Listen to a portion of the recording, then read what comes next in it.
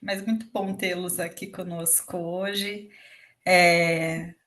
Já tivemos um dia, né? Estamos desde a 1 da tarde, hoje Ixi. fechando, então, né? Nossa última sessão nesse painel do ISLA. Tivemos abertura às 1h15 da tarde, uma tarde aí recheada de sessões, de muitos trabalhos, foram 8 trabalhos apresentados hoje. E nesse primeiro dia, agora a palestra do Andrew, e vamos fechar o nosso primeiro dia com chave de ouro, né? Com esse painel, agora em português, estou falando em português. Acabamos de falar aí, né? O Andrew apresentando as novas ferramentas da IES, enfim, com relação à tradução. Então, ativem, né, as traduções hoje, né? Quem está com outras línguas, mas esse nosso... Que o ISLA, como diz o Alex, né? O Alexandre fala que o ISLA é uma torre de Babel, porque a gente fala em português, espanhol e inglês nas mesmas sessões, assim, né? Todo junto. E ainda hoje também falamos em francês um pouquinho aqui. Olha! Eu acho que isso que é o bacana do ISLA, né? Essa nossa junção, nossa pulsão, né? De juntar essa nossa comunidade. Mas tivemos essa oportunidade hoje de ter o painel totalmente em português. Amanhã a gente tem um painel, a Indira está nessa organização junto comigo, né? Dos painéis do ISLA. E amanhã a gente tem um painel em português e espanhol, continuando nessa temática quente, né? Bom, são 17 horas em ponto. Como a nossa amiga Márcia, que é pontualíssima, hoje a Márcia começou, né, britânica, 1h15, britânica, não deu nem uns minutinhos para as pessoas entrarem, ela já começou, então hoje, 5 horas em ponto agora, vamos começar o nosso painel. Boa tarde a todos e todas novamente, né, que estavam aqui comigo, eu presidi a primeira sessão, então dou as boas-vindas para quem está chegando agora, e, né, cumprimento novamente quem já está aí abrilhantando essa tarde junto conosco, e quem está, né, nos prestigiando toda essa sessão. Então, a gente vai dar início agora, né, nosso painel, IA, né, Inteligência Artificial na Pesquisa Científica, Uso, Impacto e Questões Éticas. Está aqui presente conosco hoje professor César, da FEA USP, professor César, que aí já, né, nos abrilhanta há muitos anos na linha de ATI, e hoje, né, lidera a linha de pesquisa de administração e inteligência artificial e tem nos abrilhantado aí com as suas pesquisas junto com o IA, e enfim, são poucas palavras para demonstrar o tanto que o César tem feito, né, nos últimos anos para pesquisa de sistemas de informação, de administração da informação, e é uma honra ter você. Muito obrigada, César, por ter aceito esse convite. Uma honra para mim, eu que agradeço o convite, Taí. E estar aqui.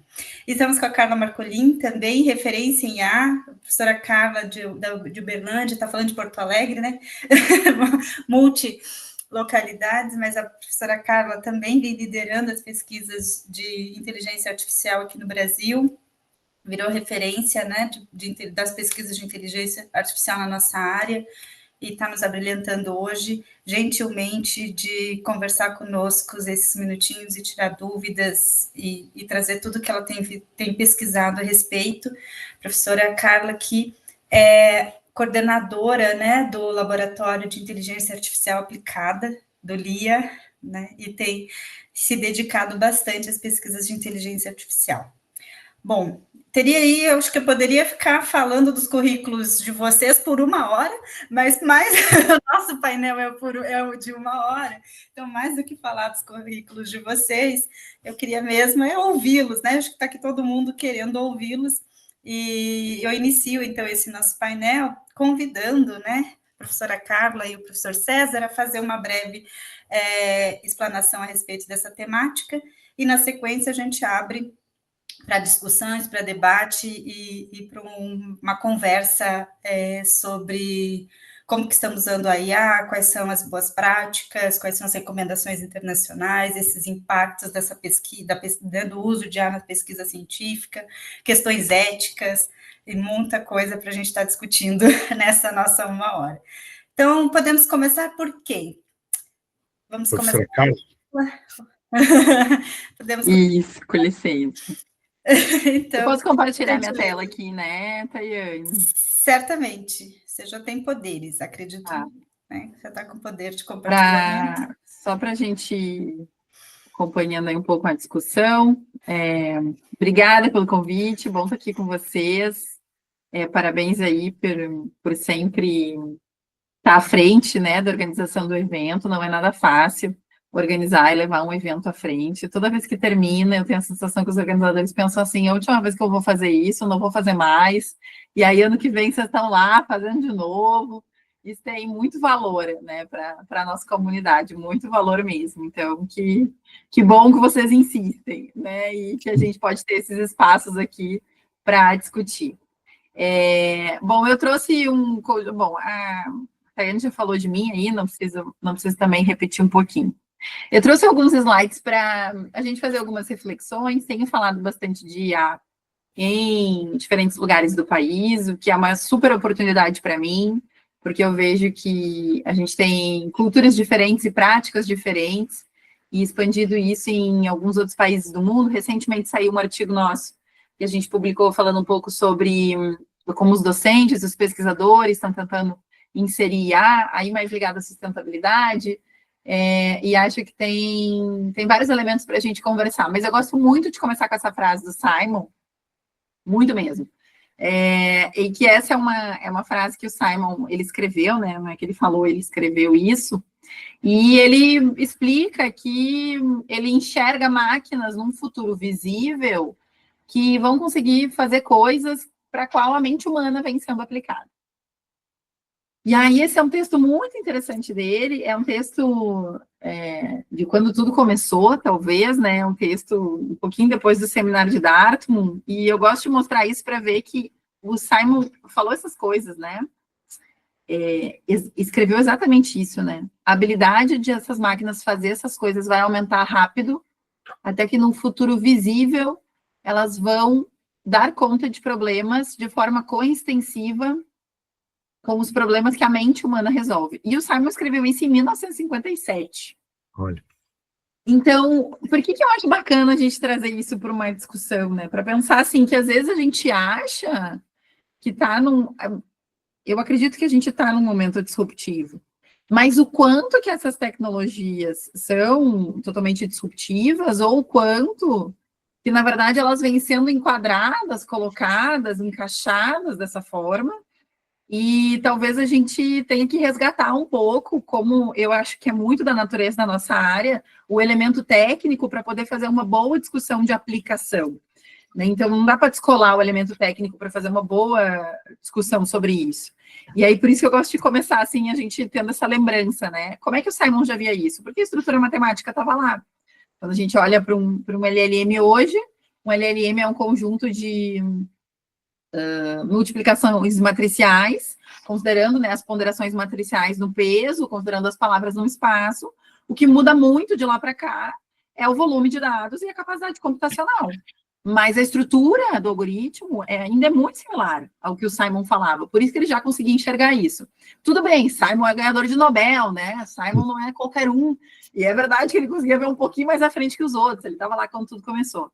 Mas até onde a gente deve posicionar isso, e eu vou voltar nesse argumento com vocês daqui a pouquinho, até onde a gente tem que posicionar isso como algo que nunca existiu, e até onde a gente tem que colocar a tecnologia no lugar dela para a gente fazer essa discussão. Então, essas são mais ou menos as 6 principais áreas de IA. Eu também gosto de falar um pouco sobre essas 6 áreas, especialmente para a gente discutir um pouquinho sobre alucinação, e porque muita gente me pergunta, eu gosto muito de IA, eu quero começar, por onde eu começo? Não começa por IA generativa, pelo amor de Deus, né? IA é muito grande, IA tem uma natureza interdisciplinar, e acho que escolher uma dessas 6 bolinhas, processamento de linguagem natural, representação do conhecimento, raciocínio, o primo rico, né, machine learning, visão computacional ou robótica, um desses é uma boa para colar numa pesquisa. Colar IA generativa como um todo, tenho dúvidas do quanto a gente está conseguindo fazer pesquisas de qualidade falando de IA generativa como um todo. Ou quanto talvez a gente deveria começar por um desses locais para puxar algumas implicações, para aí sim a gente conseguir fazer pesquisas de maior qualidade. Tá bom. Mas a verdade é que a gente veio aqui falar do ChatGPT, e é esse o motivo pelo qual o César tem feito tanta pesquisa em IA, esse é o motivo pelo qual as pessoas me chamam para ir para vários lugares, porque, na verdade, esse é o que nos atravessou, né? Então, muito brevemente, né, só para botar todo mundo na mesma página, o ChatGPT é um LLM. Um LLM, ele aprende muito rapidamente, uma distribuição de probabilidade em relação a uma sequência de palavras. Então, a sequência é uma coisa muito importante para um LLM, o que significa que se você está falando um assunto e você vai mudar de assunto, isso é péssimo para um LLM, porque ele entende as palavras como uma sequência, aí você muda de assunto, ele bota essa mudança de assunto como uma sequência do outro assunto, e aí ele naturalmente se perde, porque é como o algoritmo funciona. E eu gosto de falar desse papagaio aí também, porque alguns autores, né, chamam os LLMs de Stochastic Parrots, papagaios de probabilidade, que eu acho uma analogia muito boa, né? Que é essa história de repetir palavras ou conversar com a gente sem a consciência ou sem o que a gente já vai falar aqui um pouquinho, né? As competências formais e funcionais da linguagem. E também te falar que toda essa discussão está dentro dessa bolinha de IA generativa, que é mais uma forma de eu te lembrar que isso é um pedaço de toda a discussão sobre inteligência artificial. Legal. E aí, tem esse artigo que tem um professor amigo meu, muito amigo meu, o nome dele é César, não sei se vocês conhecem. E ele me indicou esse artigo aqui uma vez, há muito tempo atrás. Ele falou, nossa, eu gostei disso daqui, ó, e me mandou. E eu sou apaixonada por esse artigo, eu falo dele em vários lugares, e para quem gosta do assunto, eu recomendo muito que leia esse artigo. A linguagem é acessível, é super fácil, e aqui ele vai falar um pouquinho dessa dissociação de fala e pensamento, que é relevante para a gente discutir IA generativa. Porque, que me perdoem as pessoas que trabalham na área de coach, não é uma crítica, mas talvez uma chamada de atenção, que não é porque alguém fala bem sobre um assunto que sabe do assunto. Então, há uma diferença, né? E isso tem tudo a ver quando a gente fala de LLM ChatGPT, porque há uma sedução de linguagem. E é essa palavra que eu gosto de usar mesmo aqui, né? Há uma sedução de linguagem. Há uma sedução de linguagem também de tarefa, há uma sedução de linguagem de terceirização de atividade de pesquisa, há uma sedução de linguagem, mas a gente precisa diferenciar isso.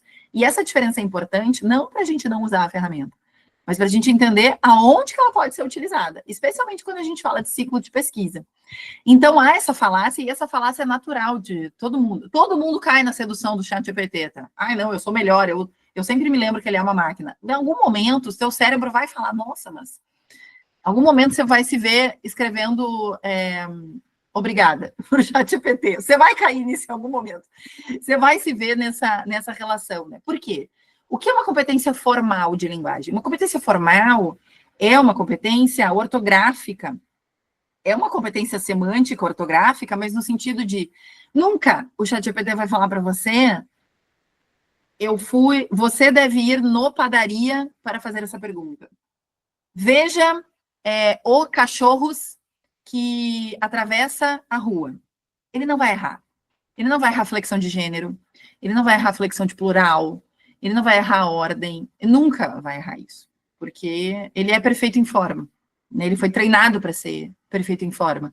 Então, essa competência vai sempre acompanhar todos os LLMs. E, claro, se acompanha todos os LLMs, é importante dizer, né? Acompanha tudo que usa um LLM por trás, como várias das ferramentas que a gente tem usado em pesquisa, como SciSpace, Elicit, Litmaps, Researcher Life, o módulo do ChatGPT aqui, que é o Deep Research do SciSpace também, que tem sido muito falado.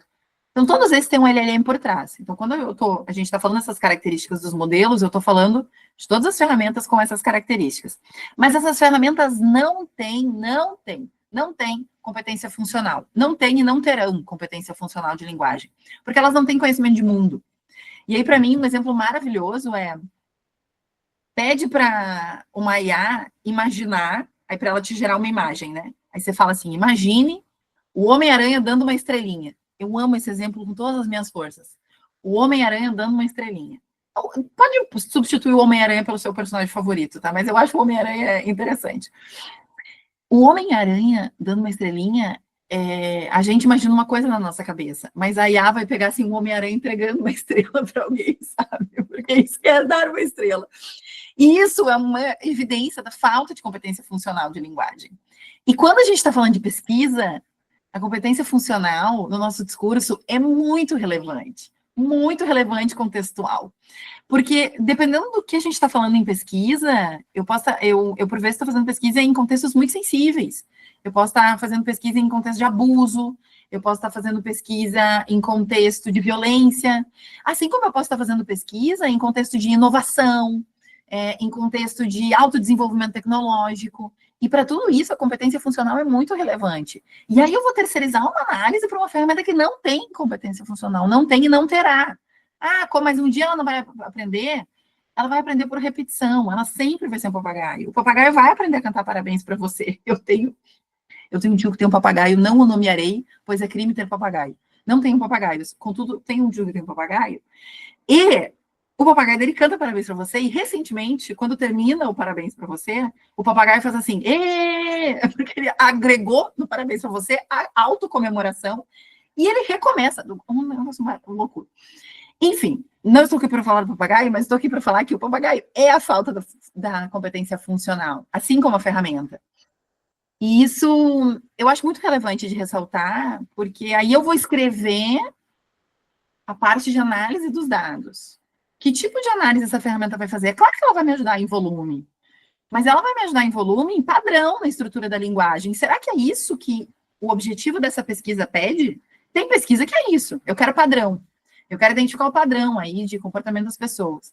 Mas tem pesquisa que não é, que quer identificar o diferente, que quer identificar os grupos, que quer identificar elementos relacionais com a teoria. E talvez não seja tudo que a gente possa colocar lá, né? E aí tem essa história, será que os LLMs dizem a verdade? E tu já sabe a resposta. Eu tenho alguns exemplos aqui para ti, alguns são um pouco batidos, outros são novos. Isso aqui fui eu que perguntei para o ChatGPT, quando ele apareceu, que todo mundo me mandou, olha essa ferramenta maravilhosa, 2022, 21, 22. E aí eu perguntei os livros que o Lula tinha escrito, aí ele me disse esses livros e tal. E a gente já sabe, esses livros não existem, né? Ele inventou. Ele alucinou. Mas ele alucina numa forma muito bem estruturada. E até hoje tem gente que se surpreende, né? Quando a gente fala um pouco em alucinação, especialmente quem não é de pesquisa, né? Fala assim, não, mas como assim que eu pesquiso coisas no ChatGPT, né? Então, eu pesquiso coisas numa ferramenta de geração de linguagem. E isso, é claro que hoje o ChatGPT não comete um erro crasso como esse, mas os LLMs continuam cometendo erros crassos, né? Essa é uma reportagem que saiu março desse ano, maravilhosa, falando assim, eu vou te dar uma notícia, tu me diz a fonte dessa notícia. Aí ele fala, claro, está aqui a fonte. Esses quadradinhos vermelhos que vocês veem para o lado de cima, assim, os quadradinhos vermelhos é toda vez que ele errou com confiança. Ele fala, não, com certeza, está aqui a fonte da notícia. E a fonte estava errada. Né? O verde é quando ele acertou. Então ele erra, mas ele erra falando assim, não vou te deixar na mão, eu vou te dar uma resposta. Porque essa é a função dele, né? E no limite, esses foram os caras que ainda, quando os LLM estavam começando a aparecer, eles geraram um LLM que falava só coisas corretas que não faziam sentido nenhum. É maravilhoso, né? Então, eles estavam aqui brincando um pouco com o Chomsky, né? O Chomsky é um linguista, ele cunhou a frase ideias verdes sem cor dormem furiosamente, que é uma frase perfeita em forma, mas que não faz sentido nenhum. Ideias verdes sem cor dormem furiosamente. E aí, em cima disso, eles geraram... Aqui era uma rede neural, né? Uma rede neural que só fala coisas sem sentido. Então, assim, essas ferramentas... No momento que a gente está olhando para elas em ciclos de pesquisa, a gente tem que lembrar que elas não são desenvolvidas, né, para a verdade. Elas não são desenvolvidas para estar estruturada aos dados. Elas não são desenvolvidas para isso de forma nenhuma. Elas são geradoras. Elas são IAs generativas. Elas geram coisas a partir do nosso input. E por que ele alucina, né? Eu te mostrei as bolinhas ali no início, é porque não tem representação do conhecimento. E, na minha opinião, olhando para o business das IAs, não vai ter representação do conhecimento. É muito caro computacionalmente a gente fazer uma IA generativa com representação do conhecimento. O máximo que a gente tem, que a gente já tem hoje que funciona bem, é a IA generativa que vai indexar numa fonte de dados, numa fonte que você botou, né? Então, eu vou lá fazer o chat PDF, conversar com o PDF. Ela vai dizer, eu estou falando isso que eu tirei desse pedaço do PDF. Mas fazer uma representação de conhecimento, um grafo de conhecimento, que seria o caminho, putz, eu acho muito difícil as empresas investirem, porque é muito caro, computacionalmente, vai demorar muito tempo, ninguém vai esperar 5 minutos uma resposta, entendeu? Você não vai usar uma IA dessas. E mais, né? E mais do que isso, não sei se vocês estão vendo aqui, mas bem aqui no cantinho pequenininho, eu escrevi Who Run the World? É quem comanda o mundo. E eu fiz essa pergunta, Who Run the World? Para 2 IAs ao mesmo tempo, uma IA chinesa e uma IA americana. Não façam isso sem a supervisão de um adulto. Eu quase derreti meu computador, tá rodando 2 LLM ao mesmo tempo aqui no meu i5. Foi bem difícil, né? Não tem GPU. Cadê minha placa NVIDIA H100, H800? Não tenho, né? Na UFO também não tem. Acho que no Brasil quem tem é a USP. Acho que a Unicamp tem umas. E sei lá, talvez o IME, mas é uma coisa assim, né? Raridade isso, né? Então, eu obviamente não tinha, mas eu rodei as duas aqui. E aí, essa pergunta, Who Run the World, não sei quem pegou a referência, mas é uma música da Beyoncé, clássico, né? É um refrão, né? O nome da música é Who Run the World Girls, e aí ela fala, quem comanda o mundo? As meninas. E aí a americana falou, essa é uma referência clássica. Tudo bem que eu fiz um prompt meio vagabundo aqui, mas de propósito, né? Para avacalhar a IA. E ele disse, não, é realmente a música da Beyoncé, etc, etc. Ao mesmo tempo, a IA chinesa me respondeu, essa é uma pergunta muito complicada, é muito ampla, depende de muitas coisas, pode ser interpretada de várias maneiras. Então, veja bem, pode ser os humanos, podem ser o capitalismo, pode ser... Aí ele botou ele mesmo, né? Pode ser a tecnologia e os algoritmos que estão dominando o mundo, enfim. Ele abriu, assim, e ele continuou, né, na resposta, e falando um monte de coisa. É o mesmo prompt para 2 IAs diferentes responderem, claro, ao mesmo tempo, aí uma não influencia na resposta da outra. Para a gente ver que também tem mais essa camada, que é pouco discutida ainda, que eu tenho insistido um pouco nisso, é verdade, sem muito sucesso, mas faz parte do processo de pesquisa, nem tudo que a gente insiste dá certo, que tem que entender qual é o algoritmo que está rodando por trás, porque não é porque é tudo LLM que vai dar todo mundo a mesma resposta, né? Aliás, está aí, ó, uma boa pergunta de pesquisa, esperando alguém querer pesquisar isso, né? Botar isso dentro de uma empresa e ver se vai dar a mesma resposta na hora da gente usar, né, em processo de tomada de decisão. Então, para eu me encaminhar do meio para o final aqui, acho que quando eu falei para vocês lá atrás, né, que às vezes a gente pensa nessa terceirização para a IA, me chama atenção um pouco no mundo hoje, que parece que a IA está meio oráculo, e isso tem acontecido um pouco na pesquisa também, sabe? A IA é meio oráculo, assim. Então, eu trouxe para vocês aqui esse quebra-cabeça, né? Então, putz, o grande atrativo para eu comprar o quebra-cabeça é que a imagem tinha sido feita com IA. Aí, esse shampoo, os caras também botaram, não sei se está dando para ver, mas os caras botaram aqui, não, a gente desenvolveu a fórmula do shampoo com inteligência artificial. Compra o meu shampoo, porque não foi um humano que fez. Pelo amor de Deus, né? O que um humano vai saber de um shampoo? Eu vou botar a inteligência artificial, entendeu? Para fazer isso. Um sabor de sorvete. Essa minha é muito doida, essa história. E os caras botaram lá e, tipo, cria um sabor de sorvete verdadeiramente brasileiro. Aí é o sabor lá, cacau, castanha de caju, rapadura e geleia de pimenta. E vai lá, que esse é um sabor tipicamente brasileiro, fantástico. Aí de uma rede que tem em alguns lugares aí essa loja. Aí a IA também, né, nossa, ela pode te dizer coisa, alimentação, atividade física e relacionamento, surpreendendo um total de 0 pessoas, né, a IA diz que esses são os segredos para a gente viver mais, né, parabéns. E ela fala, não para, né, gente, os 5 melhores trabalhos do mundo, então, o que eu vou ser, né, agora que as IAs vão substituir, o que eu posso ser? E aí eu adorei os 2 primeiros, médico e engenheiro de software, eu fiquei tipo assim, vamos salvar os humanos, vamos salvar as IAs, né, parece que ela botou um para cada um, assim, vamos equilibrar o pessoal aqui para uma resposta politicamente correta, mas olha ali, ó, pesquisador científico, nós estamos em 4º lugar, olha... Ufa! Aí a gente pensa, não, foi a IA que gerou essa resposta, né? Não nos diz nada isso daqui. Mas a gente fica, talvez, um pouco, assim, feliz com isso, né? E esse processo todo de oráculo, parece que às vezes se transfere para pesquisa. E essa imagem, certamente, vocês já viram, né? Que é um paper que foi retratado e retirado depois, mas a primeira frase do paper era, certamente, aqui está uma possível introdução ao tópico que você me pediu. Então, assim, que é uma resposta típica da IA, né? Quando você pede alguma coisa e ela fala, não, com certeza, está aqui isso que você... Isso foi publicado, né? Publicado, retratado e tal, mas foi publicado, então passou pelo processo que a gente conhece.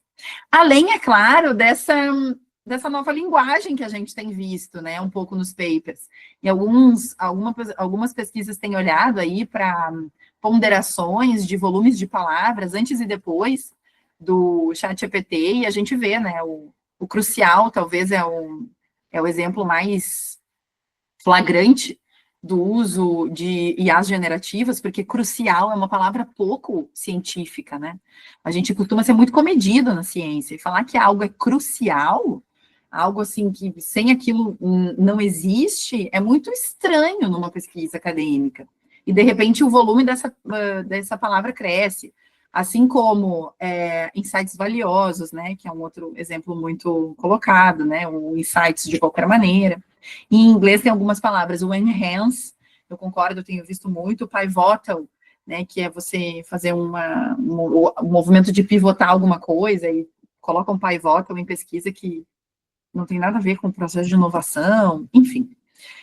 E aí eu queria finalizar falando um pouco sobre esse editorial com vocês, que é um editorial do Journal of Management Studies, que é um jornal bem interessante, bem importante da nossa área, e eles colocaram o processo de pesquisa, o que eles aceitam para esse journal.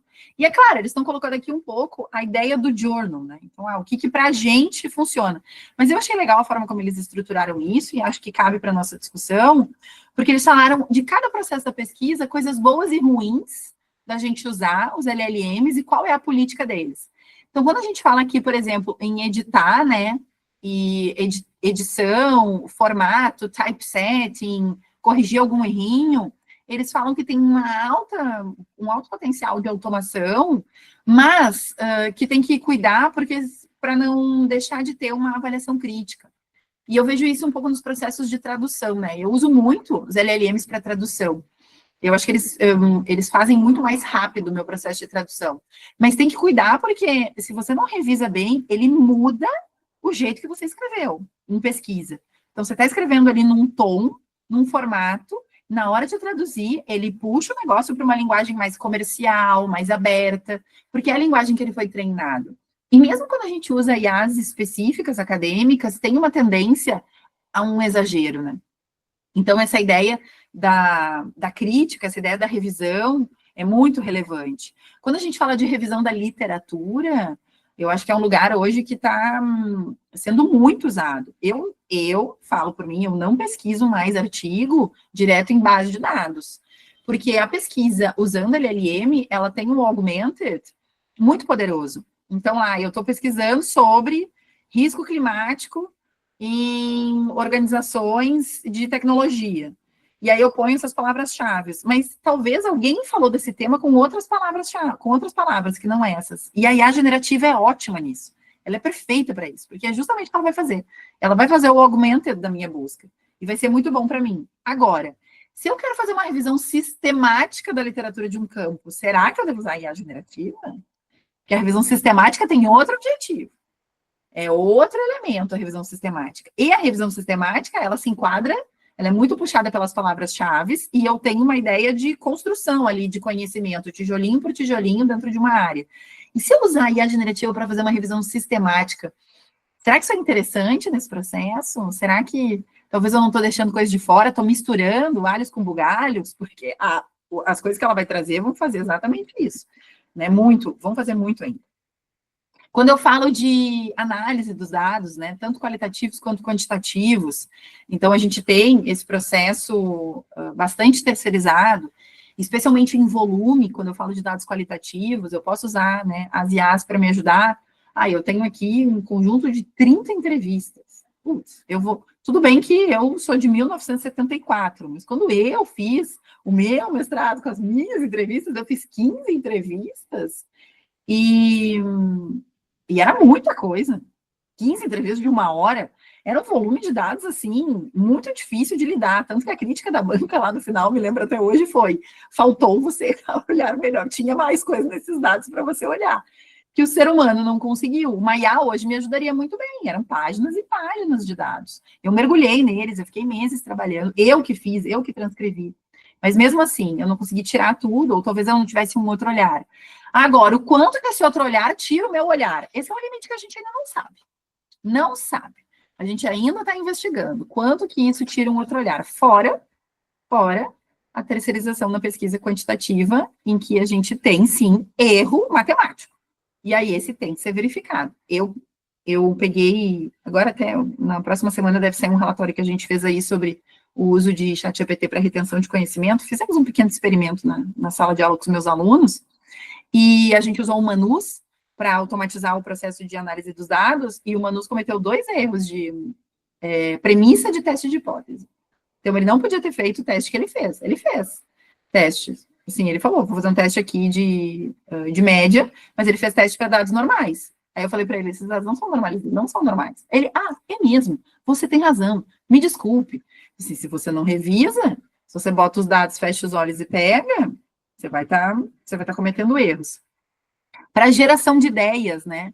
Então, também eles trazem, assim, é interessante dialogar com a IA para tentar gerar ideias, mas onde está o limite e onde está, talvez, até a responsabilidade de quem está gerando as ideias daquela pesquisa.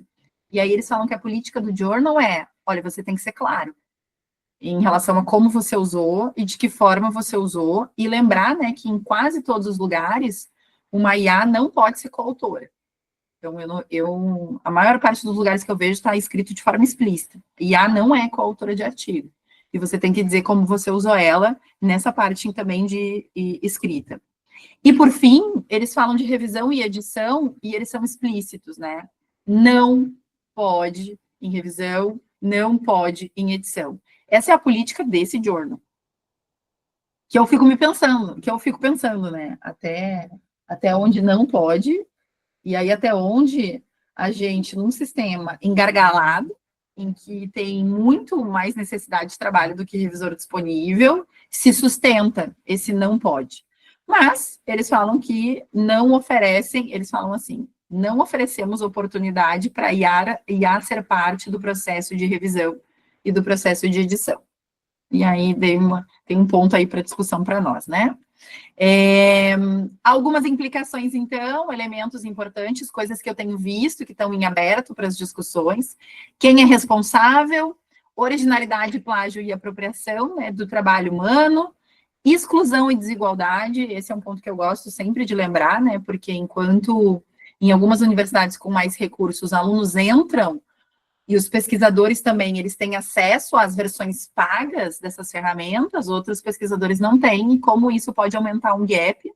E a ideia, claro, né, sempre preocupante, que sempre vale a pena a gente tocar nesse ponto, da autonomia e dependência. E aí, sei lá, se a gente ficar... Eu fico pensando, tem aqueles memes, né, caiu o WhatsApp no Brasil, ninguém trabalha. Será que um dia, se cair um LLM, ninguém vai escrever um parágrafo, ninguém vai conseguir mandar um e-mail, porque eu não sei mais escrever, né? Porque caiu o LLM e a gente não sabe mais o que fazer. Tem esse artigo aqui do Chomsky, e o Chomsky é um artigo que ele critica os LLMs, assim, brutalmente, que é o estilo dele. E ele fala, né, isso é uma promessa falsa, a gente está aqui perdendo tempo discutindo um negócio que é muito, muito pior do que o nosso cérebro, que é muito mais elegante, que usa com meios finitos, faz usos infinitos, que é isso que a mente humana faz, né? Com recursos finitos, consegue uma infinidade de geração de ideias e etc. E esse livro aí, para quem quiser falar mais sobre isso, eu gosto muito desse assunto. E é claro que alguém foi lá e disse, ChatGPT, estão falando mal de você. Eu vi. O que você tem a dizer sobre esse respeito? O pessoal aqui tem um tal de Chomsky que está criticando você. O ChatGPT foi muito prolixo, educado, mas ele falou uma coisa que eu acho interessante, que é muito do que eu tenho tentado colocar nas minhas pesquisas, né? Nós somos sistemas complementares. De alguma forma, nós somos complementares. É verdade que até a gente descobrir o ponto dessa complementariedade, a gente vai errar para os dois lados, em algum lugar. A gente vai errar para menos, vai errar para mais. Mas a Sasha Lucioni, que é uma pesquisadora italiana que eu amo, que trabalha no Hugging Face, quem trabalha com modelo, modelagem, aí deve conhecer o Hugging Face, ela tem essa frase no TED dela, né? A gente constrói o caminho conforme a gente está percorrendo ele. E acho que é isso um pouco do que a gente está fazendo aqui também, tentar descobrir os elementos à medida que a gente vai percorrendo. Então, vai ser um prazer continuar falando com vocês.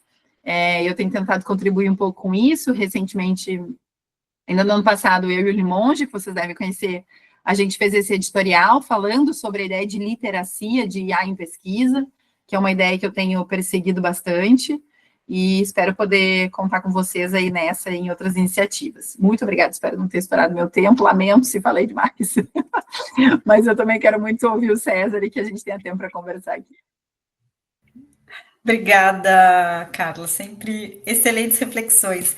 Vamos passar para o César agora, César, para trazer as suas reflexões sobre esse tema tão pertinente e já deixar as pessoas borbulhando aí, pensando, com vontade de ler, isso que é ótimo nessa estrutura, né, de painel. César, está contigo. Bem. Obrigado, Tayane, satisfação, uma honra estar aqui, agradeço muito pelo convite, pela organização, é uma alegria estar aqui com a professora Carla também, compartilhando esse momento. Bom, eu vou apresentar algumas considerações aqui sobre a questão da pesquisa qualitativa, que é o que eu tenho estudado, e só para comentar, a gente tem um grupo de pesquisa aqui na FEA USP, que eu participo, né, como um dos coordenadores, também temos a professora Adriana Bax e o professor Luiz Hernan, que colaboram conosco nesses diversos temas aí, entre eles, inteligência artificial e, claro, aí as metodologias de pesquisa, tá certo?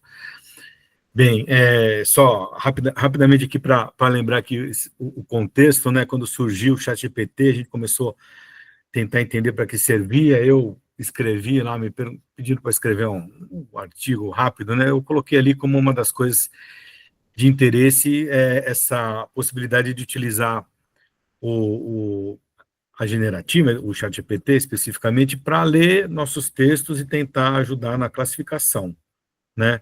Tentar ajudar a estruturar a informação não estruturada. Então, dentro uma dessas possibilidades, certamente é a ideia de você passar para ele um construto, motivação, explicar o que é motivação, por exemplo, apresentar um texto e pedir para ele indicar onde que ele viu onde é que aquilo está sendo falado no texto, né, como uma forma de estruturar. Isso é uma evolução da análise de sentimentos, que é uma das aplicações aí da inteligência artificial do NLP, né. Então, nessa época aí, eu comecei a brincar e fiz um seminário, apresentei aqui no SEMEAD, né, uma pesquisa qualitativa que eu tinha feito, com vários estudos de caso na área do governo, e passei para ele algumas das dimensões, categorias, né? Por exemplo, o que são atores, o que são motivações, e passei alguns dos textos para ver os trechos que ele extraía, como se ele estivesse lendo, fazendo o trabalho. A professora Carla comentou aqui, né, que fez uma pesquisa qualitativa aí com muito texto, né, e dá trabalho realmente, cansa a gente fazer isso, e a gente muitas vezes tem dúvidas, será que eu li tudo, será que faltou alguma coisa, né? Então, é um dos aspectos que talvez eles possam ajudar, né? Então, nesses primeiros testes que eu fiz ali, 2023, a gente percebeu que é possível fazer isso, né? Ele, na verdade, é uma das habilidades dele interpretar a linguagem, gerar esse texto, e com base nesse prompt bem feito que você fizer, ele vai poder separar alguma coisa do texto que está dentro do contexto do prompt, né? Só que eu percebi que ele gera falsos positivos, então extrai algumas frases que não necessariamente a gente concorda que é motivação ou atores, e também ele deixa de extrair frases que, assim, obviamente, o texto ele falava de motivação, mas ele não separou esse texto. E também acontece dentro do conceito da alucinação, né? Reinterpretar conceitos, ele entender motivação de um jeito diferente do que a gente está combinando, né? Bom, então, essas foram algumas das coisas que a gente identificou. Então, será que serve para alguma coisa? É uma pergunta, né? Então, assim, eu acho que pensando no que é a pesquisa qualitativa, no trabalho que a gente tem, o problema da quantidade de dados, assim, não dá para desprezar essa possibilidade de ter um segundo leitor, vamos dizer, por mais imperfeito que seja, talvez ele vá te ajudar a perceber alguma coisa que você não tinha, algum trecho que você pulou, né? Ou até mesmo te levar a perceber algum texto que você achou que tinha entendido de uma maneira e é de outra, tá? Então, assim, como uma ferramenta complementar de auxílio. A automatização total disso, assim, ainda não é perfeita, mas pela quantidade de texto que a gente tem na atualidade, a possibilidade de você poder utilizar uma ferramenta como essa, eu acho que vale a pena estudar, né? Então, eu tenho um projeto de pesquisa que está em avaliação ainda, né, em relação ao financiamento, então não vou entrar em muito detalhe, mas tentar descobrir, assim, estudar mais a fundo essa questão de como a gente pode utilizar ao máximo, né, e até pensando em treinar um modelo de livre distribuição, um modelo que vai ter um número, né, o modelo, sei lá, AXB25, e quem usar aquele modelo, com o mesmo texto, né, claro, considerando que pode ter variação, mas aí a gente usa a questão do parâmetro da temperatura, por exemplo, para reduzir a variabilidade, né? Vai ter resultados semelhantes ou muito parecidos ou até iguais. Porque hoje, quem vai fazer uma análise qualitativa pode ser, como a professora Carla mostrou, né? Se fizer com o DeepSeek, responde uma coisa, se fizer com o Llama, responde outra, né? Então, um trabalho aí de tentar criar um modelo que possa ser compartilhado e que quem compartilhou esse modelo e utilizou esse modelo com textos semelhantes vai obter resultados semelhantes, né? Então, assim, é um projeto de pesquisa que tem aí, que eu vou desenvolver, né? Bem, deixa eu ver o que eu posso falar mais. Então, assim, no mesmo texto que a professora Carla mostrou já, eu peguei uma frase que é interessante, né? Que a inteligência artificial pode realmente ajudar a economizar tempo, né? Mas a gente espera que as ideias que estão nos papers sejam dos autores, né? Então, pensando de novo na complementaridade, numa análise qualitativa, uma parte da análise qualitativa, de fato, é você já ter um construto definido e vai ali pescar, ver se aquilo foi falado. Isso é um pouco menos criativo, tá? A criação do construto, eu acho que é a parte criativa, né? Então, talvez automatizar isso sim, mas ler o texto, identificar coisas novas, eu acho que isso aí tem que ser deixado para o ser humano. Se nós utilizarmos ele para gerar ideias e nos apoiarmos nessa ideia, a gente pode estar ancorando o nosso pensamento numa ideia que não tem nenhum sentido de alguma... que surge ali numa inteligência artificial que mais trabalha com texto do que com ideias do mundo, né? Tá? Então, acho que é um cuidado que a gente tem que ter, separar ali a parte automática da criativa. Bom, e tem mais alguns minutos aí, vou falar também de um outro aspecto interessante que começamos a estudar com a geração de itens, e também é um trabalho que a gente está em avaliação. Eu não vou falar muito, mas geração de itens para survey, para fazer uma survey. Mas survey não é quantitativo, então, mas tem uma parte da survey que não é exatamente quantitativa, ela é qualitativa. Você parte do construto e tem que gerar os itens, e essa geração de itens, em geral, a gente passa para especialistas que qualitativamente vão identificar, olha, esse construto eu acho que é desse, perdão, essa frase aqui, nessa afirmação, eu acho que encaixa nesse construto, naquele construto, isso é qualitativo, né? Estamos usando o nosso lado humano aqui. Então, assim, é o contrário da análise qualitativa que eu estava comentando, é uma geração de texto que tem que encaixar num construto.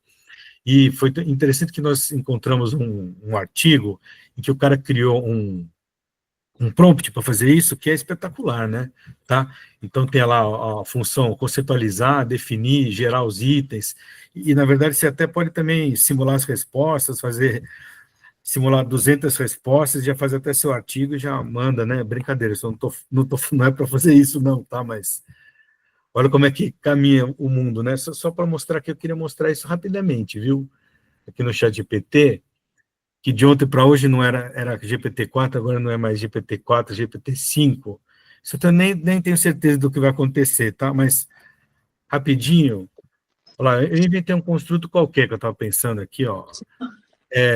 falta de vontade de orientar alunos, né? Tá, não sei por que eu coloquei isso, mas enfim, acho que é um dia que eu estava de mau humor. Mas eu inventei qualquer coisa, tá? E, olha, e ele conceitualiza, né? Olha, então se refere a um professor que tem relutância, quais são as características principais atitudinal, comportamental, né? Quais são os possíveis underlying causes, indicators, consequências. Então, ele tem ali um. Inventei agora esse construto, tá certo? Ele tira aqui um monte de. Aí eu vou pedir para ele gerar os itens, tá? Então, perdão, aqui, ó. Ele vai gerar 10 itens. Deixa eu voltar aqui. Com o comando aqui, barra item, o nome do construto, gerar 10 itens, tá?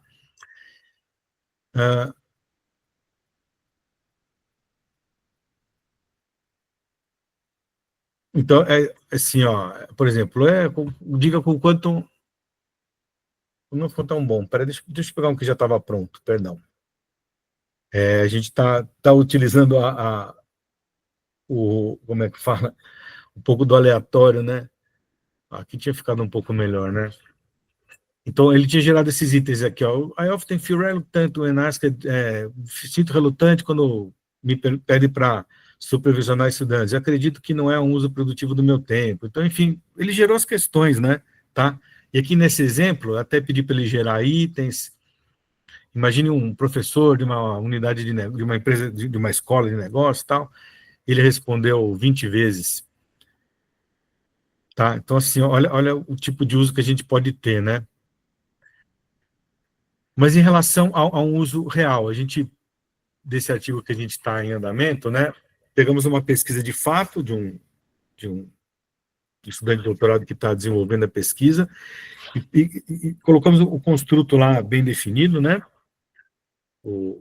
é um artigo que tem alguns autores, e ele gerou itens, e esses itens depois foi feita uma survey de fato, que teve 90 respondentes, e foi avaliado os padrões estatísticos aqui das respostas, e funcionou muito bem, né?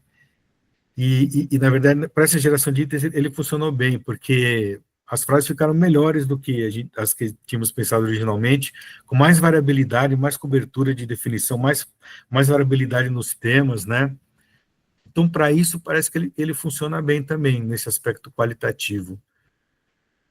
Agora, a criação do construto, como eu brinquei aqui nesse exemplo, não pode ser deixada para ele, né? Toda essa parte tem que ser deixada para o pesquisador, tá certo? Muito bem, então são alguns pontos aqui que eu apresentei rapidamente para pensar em relação a aspectos da pesquisa qualitativa. Devolvo aí para a professora Tayane a palavra. Obrigada, César. Muito, muito bom. Eu lembro assim, né, o poder dessa, até pegando o gancho aqui das conversas no chat, né, porque a gente está diante de ferramentas como a gente sempre teve, né, mas uma ferramenta com tanto poder. E aí eu até já aproveito para pegar o gancho para vocês, né? Eu faço análise qualitativa de dados e eu, junto com a professora Márcia, a gente costuma a dar uma disciplina de uma ferramenta específica, né? De um software específico para análise qualitativa de dados. E aí eu recebi uma mensagem esses dias, né, de uma pessoa se apresentando, dizendo que era aluna de mestrado, que ela fez várias entrevistas, tinha muito material gravado, e a frase, eu vou abrir aspas, gente, eu vou abrir aspas. Estou com as entrevistas gravadas e transcritas. Preciso de alguém para analisar os dados para mim. Você tem condições de me ajudar analisando os meus dados? Fecha aspas. Então, assim, esse tipo, né? Não vou generalizar, obviamente, graças, né? Mas a gente está diante, né, de pesquisadores e de um caminho, de uma tentativa de um caminho mais curto, né? Muitas vezes, para as pesquisas, né? E isso talvez seja muito perigoso, até mesmo com o uso das IAs. E aí eu queria um pouco, né, ouvir de vocês sobre essa questão, né? Como a gente consegue, ao mesmo tempo, equilibrar esse ganho, né, de produtividade, um ganho, né, de análises que humanamente a gente não conseguiria, ou enfim, ou equilibrar esse uso responsável da IA com esse ganho que a gente pode ter com ela, mas os perigos também que a gente pode ter para não encurtar alguns caminhos que são necessários com o pesquisador. E aí, o que me dizem, né? Carla, começa? Eu acho que vão ter várias pesquisas muito ruins pelos próximos anos, com pessoas que encurtaram o caminho. Eu tenho visto isso como revisora. Você abre o texto e você vê que aquela ideia, aquela forma de analisar, aquilo é muito distante da tradição da área, é um tipo de linguagem esquisito, uma proposta muito genérica, um objetivo desvinculado. Mas também é uma questão de tempo até uma IA aprender o modus operandi de um pesquisador. Então, ela vai melhorar nisso, em alinhar o objetivo, em conseguir se comunicar como a academia se comunica, sabe? A gente vai ter pessoas que vão furar esse esquema e fatalmente vão publicar artigos e não vão ter feito nada, assim como tem os alunos que colam na prova e passam, tem os alunos que colam na prova e não passam. Um percentual vai ficar nessa conta, sabe? Agora, até onde a pessoa vai fazendo isso, pelos vários portões de avaliação que a academia tem, eu acho que é um tiro muito curto. Que assim, uma banca vai ver alguma coisa, um revisor vai ver alguma coisa, um editor de uma revista vai perceber que aquilo está meio estranho. E eu, como revisora, tenho sido muito sincera, porque quando a gente revisa um artigo, a gente tem um quadradinho para falar só com os editores, né? Eu tenho colocado ali no quadradinho dos editores. Isso aqui, para mim, eu não posso afirmar, porque ninguém pode afirmar, mas isso aqui, para mim, é longe da tradição da área, parece que foi tudo feito por IA. Isso aqui eu tenho dúvidas de como essa análise de dados foi feita, está pouco transparente. E, claro, para o autor eu falo o quê? Explique melhor seu método. Mas para o editor, eu dou a sacada e passo a bola para ele, sabe? Assim, essas coisas vão acontecer, mas eu acho que a vida útil desse tipo de pesquisador vai ser muito curta, não vai se manter e não vai chegar em bons lugares, em bons fóruns, então é melhor não tentar esse caminho, sabe? Assim, ele pode dar certo no início, mas o crime não compensa, não vai compensar. Eu acho que é por aí, né? Assim, para você poder aprender a fazer pesquisa qualitativa, você tem que realmente fazer, tem que ler o texto, né? E para aprender, para, como é que fala, internalizar o assunto que está sendo tratado e para gerar novas ideias. Sem essa leitura, não é possível gerar as novas ideias, eu acredito e vejo.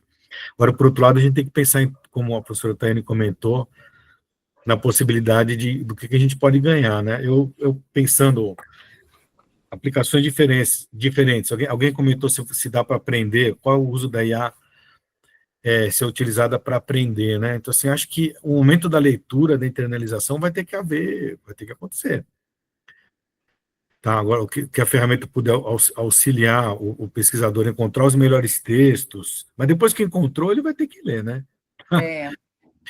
A encontrar os melhores trechos para ler dentro das entrevistas que ele fez, para começar a pensar, talvez, mas ele vai ter que ler, né?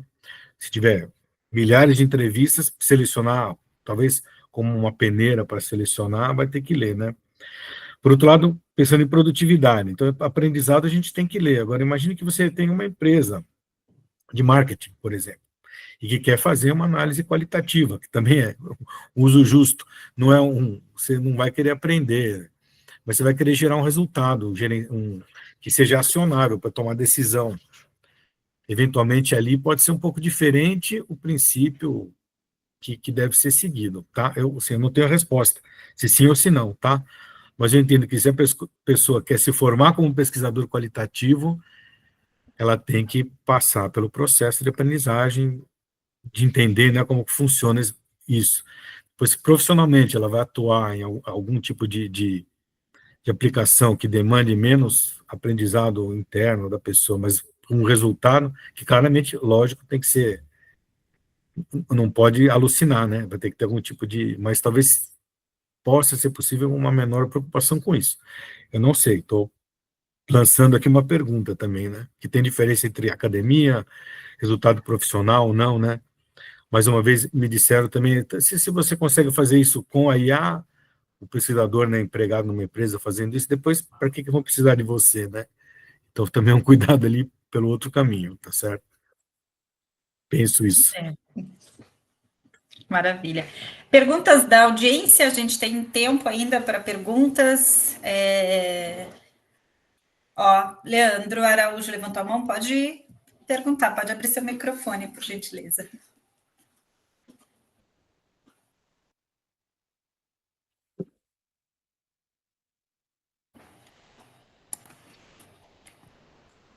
Oi, Olá. Leandro, não estamos te escutando. Não, estamos ouvindo. Não. Agora acho que não.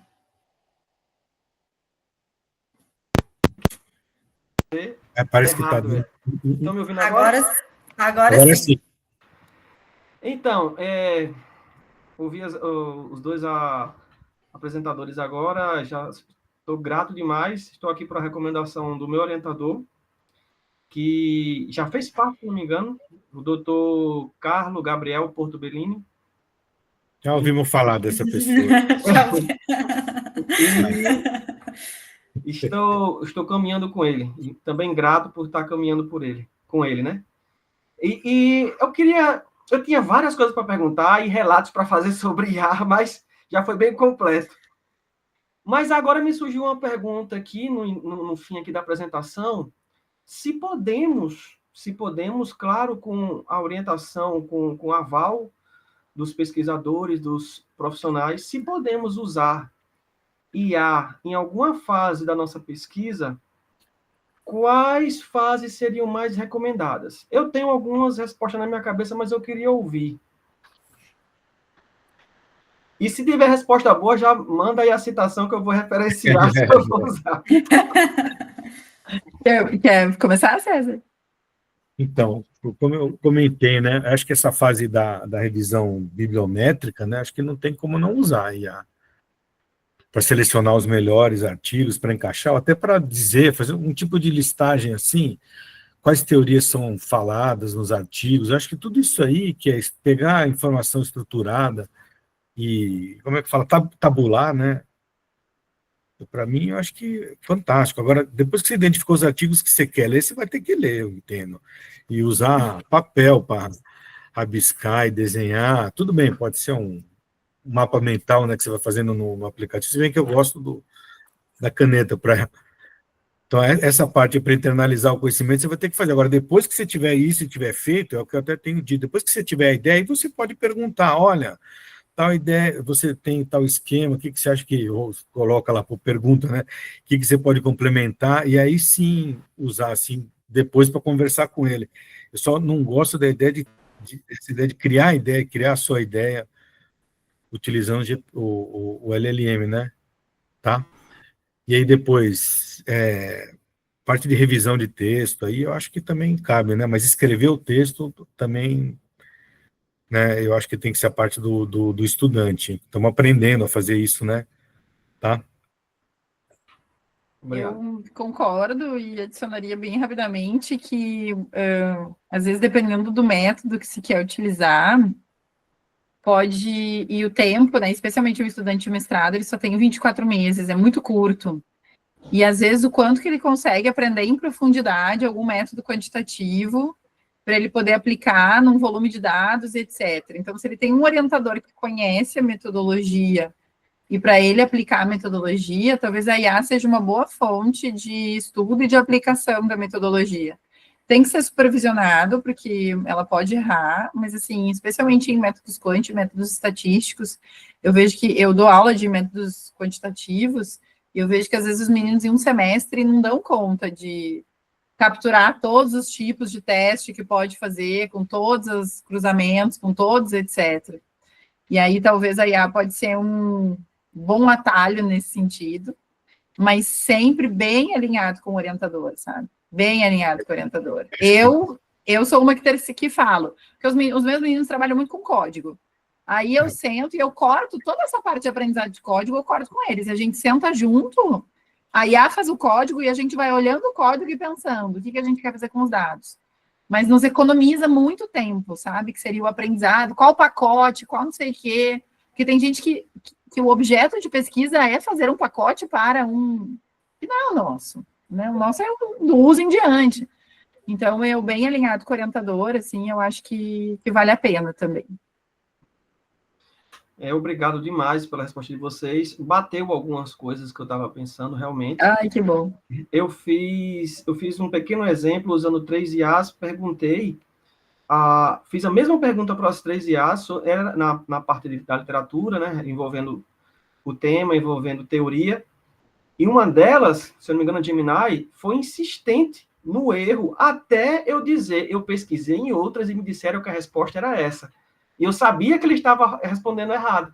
Então, eu trabalhei com suporte por muitos anos, e a gente identifica quando o usuário causou tal problema e chama o suporte para resolver. É claro que os profissionais, os pesquisadores, os orientadores vão identificar, como o absurdo do artigo aí que você exemplificou lá. Isso. Ali estava bem na cara, né? Muito obrigado, gente. Foi bem edificante para mim. Obrigada. Acho que temos tempo ainda para mais uma pergunta. A gente já está quase estourando o nosso tempo, mas se César e Carla tiver mais uns 5 minutinhos. Sim, o Diego levantou. Diego. E a Mary. Boa tarde, professora Carla, professora Tayane, professor César. Obrigado daquele painel bem esclarecedor por vários pontos ali. O começo da apresentação da professora Carla, até falei, eu vou imprimir a apresentação por um quadro aqui, foi muito boa. Os pontos que a senhora trouxe foi bem legal, obrigado. Eu tenho um ponto relacionado aqui à questão que você trouxe sobre a parte de tradução, né? Eu estou terminando o doutorado, estou fazendo como os maias, até comentei aqui no chat, estou fazendo na mão tudo, e aí recentemente, aqui inclusive para o Isla, eu mandei um artigo para cá, vou apresentá-lo amanhã, né, foi aceito aqui como a submissão, e o meu orientador sugeriu a parte de tradução, de usar e pegar isso para refinar a parte da escrita, né, porque tinha alguns erros de português, erro de inglês, erro de concordância, tudo, e eu usei, né, a gente acabou usando, colocamos no acknowledgement, falando, né, do agradecimento ali para declarar que tá usado, e boa, foi. Só que você comentou que está te acelerando muito a questão de tradução, né? Eu queria entender um pouquinho como que vocês estão fazendo o uso de ferramenta de IA generativa para traduzir, e se é só para refinamento ou se está usando para tradução core mesmo com os pontos que você colocou ali de, olha com carinho, porque às vezes ele muda o tom, né? Se pudesse aprofundar um pouquinho, eu ia ficar feliz. Obrigado. Legal, Diego. Primeiro, eu tenho visto algumas revistas, interessantemente, alguns journals internacionais, que têm falado assim, você tem que falar para que você usou IA, mas se for para tradução, não precisa, porque a gente já sabe que você está usando. Então, tá tudo bem, você está usando para tradução. Tem vários journals que estão colocando isso, sabe? Usou para o que a gente chama de paper proof, né? Aliás, botar a palavra paper proof é uma boa ideia para o teu prompt de tradução, porque o paper proof, ele tem uma ideia não só de tradução, mas de coesão e de melhor clareza na hora de passar a mensagem, assim.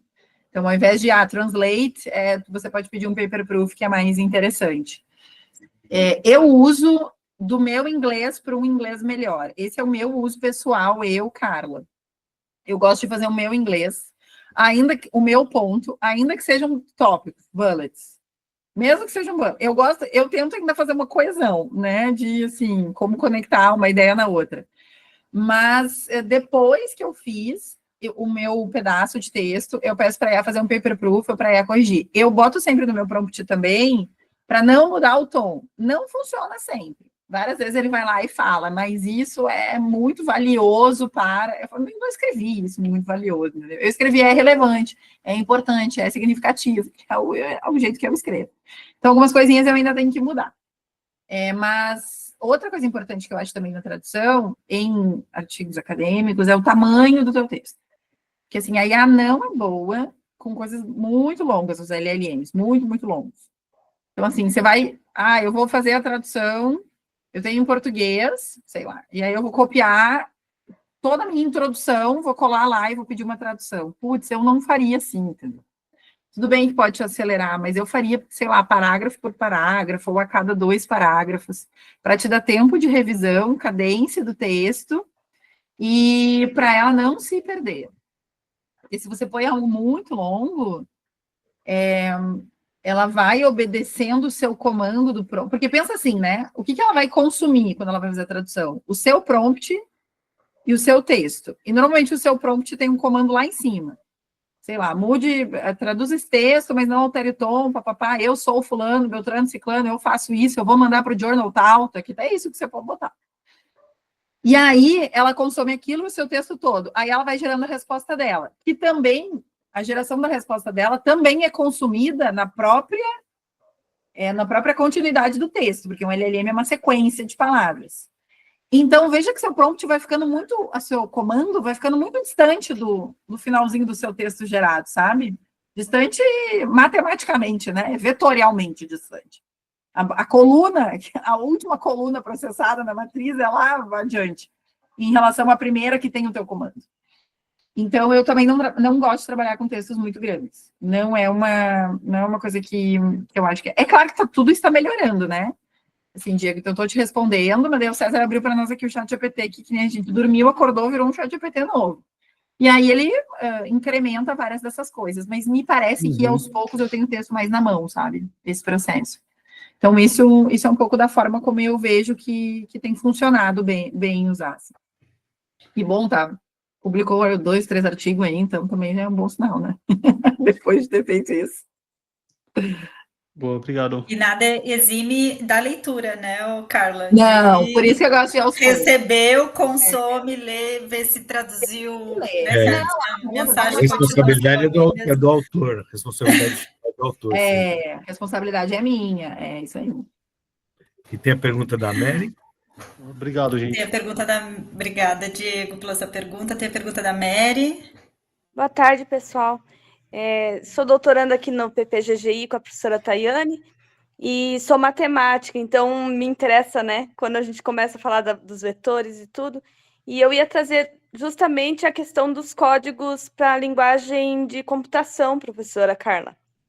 Porque quando a gente mexe com modelagem, um bom tanto do nosso tempo é gasto na modelagem e na transformação dessa modelagem para a linguagem computacional, né, do programa em si.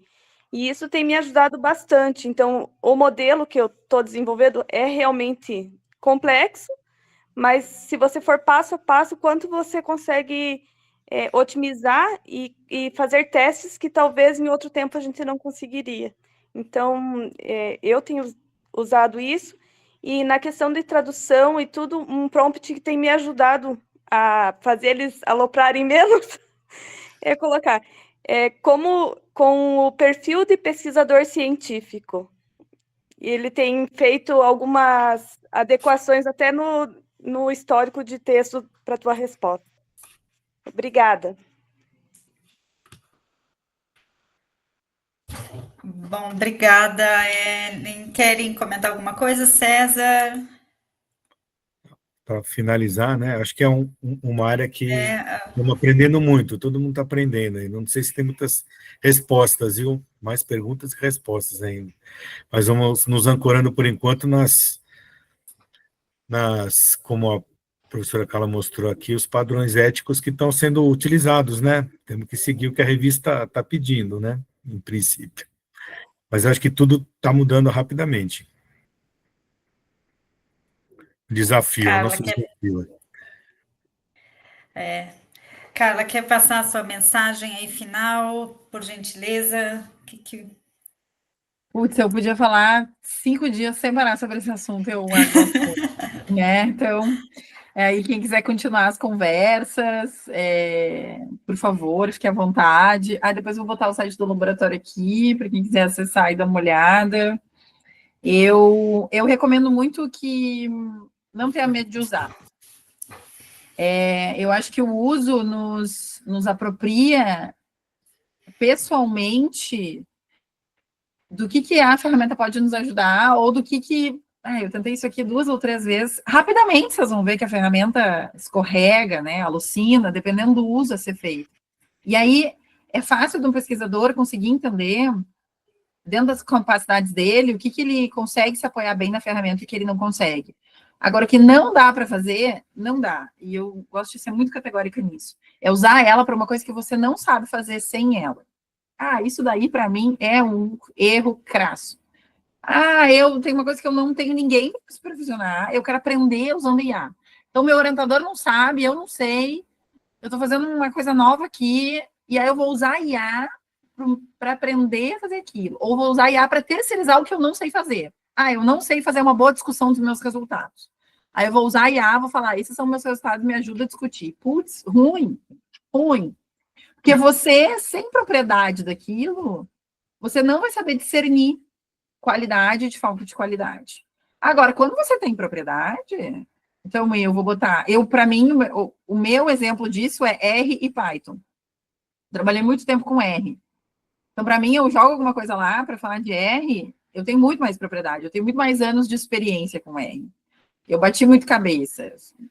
Eu já falei em 1972, da época que a primeira linguagem de programação que eu comecei a trabalhar não tinha nem os Stack Overflow. Não tinha Stack Overflow. Você aprendia, você queria um código, você fazia o quê? Você ia na Deep Web, nos fóruns, não sei o quê, copiava e colava trecho de código dos outros. Era uma época linda, mas difícil. E aí, você tinha que aprender tudo na marra. Agora, o R, eu fui também, aprendi tudo, era muito diferente, na época do doutorado e tal, a gente ia via Google, via fóruns, etc. Agora, no Python, que eu tenho muito menos anos de experiência, se eu terceirizo um código para a IA fazer em Python, nossa, é uma trabalheira para mim, às vezes. Porque eu não sei onde a IA errou, não sei o que ela entendeu, o que ela não entendeu, porque eu não tenho o mesmo domínio de Python que eu tenho de R. Agora, se eu peço para ela fazer um código em R, eu nem preciso, ela erra, mas eu sei o que ela errou, porque eu entendo muito mais a linguagem, eu mesma corrijo e a ideia dela é ótima. Ali eu tenho um boost de produtividade. Aqui eu tenho. Eu corto o caminho, mas como é que é mesmo que eu faço um gráfico de barra amarelo e vermelho, que o eixo X eu quero que vá de 0 a 5, putz, no R isso é inferno.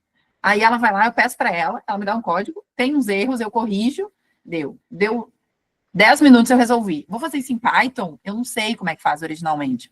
Aí ela me dá um código, aí o código erra, aí eu falo para ela que ela errou o código, aí ela fala, me desculpe, ela gera outro código, aí você copia, vai rodar, dá um erro, você não entende o erro, e aí eu perdi horas, que era muito mais fácil eu ter ido no Google como fazer um gráfico de barras no Python, e eu ter aprendido com um vídeo, provavelmente de um indiano no YouTube, sempre eles são maravilhosos, do que eu ter terceirizado para IA. Então vamos terceirizar, mas vamos terceirizar o que a gente sabe. Que a gente sabe discernir, isso vai nos dar produtividade. Eu não sei, estou começando, estou aprendendo, não é o melhor lugar. Que ela vai te confundir, você pode perder tempo, você pode, sabe, prejudicar o seu próprio processo de aprendizagem. Então, acho que vale a pena essa reflexão, né? Lembra que a IA nunca vai te falar não sei. Ela nunca vai te falar não sei, ela não sabe o que ela não sabe. Então, não adianta. Lembra disso sempre, né? Não vai falar não sei. Obrigada, desculpa que eu me estendi aqui, que era só uma mensagem final, enfim, mas obrigada aí pelo espaço, professora, muito bom estar aqui com vocês. Imagina, eu que agradeço, agradeço imensamente, né, César e Carla, terem aceito o convite e ter passado esses minutos, né, acho que não tem nada melhor, né, do que a gente ser agraciado, do que a pessoa nos doar o tempo dela, né, que o tempo, o que mais de precioso que a pessoa tem é o seu tempo, e ela está aqui, né, se dispondo a conversar com a gente. Muitíssimo obrigada mesmo, acho que foi extremamente gratificante. Tenho mais um pedido que a Márcia, senão a Márcia vai me puxar a orelha, de pedir, porque eu esqueço sempre, né, de ligarem as câmeras, quem puder, para a gente tirar a foto oficial de final de sessão, então, né, só para a gente ficar com esse registro. Peço a todos que puderem ligar suas câmeras. E, mais uma vez, muitíssimo obrigada, Carla, César. Quando Indira, né, e eu começamos a organizar o painel, eu logo pensei nesse painel e pensei, né, no nome de vocês para estar aqui conversando com a gente. Obrigado. Porque a gente tem que discutir, eu acho que esse tema é latente, e discutir essas questões, né, que vão para além, né, das ferramentas per se, é extremamente importante. Então, muitíssimo obrigada mesmo.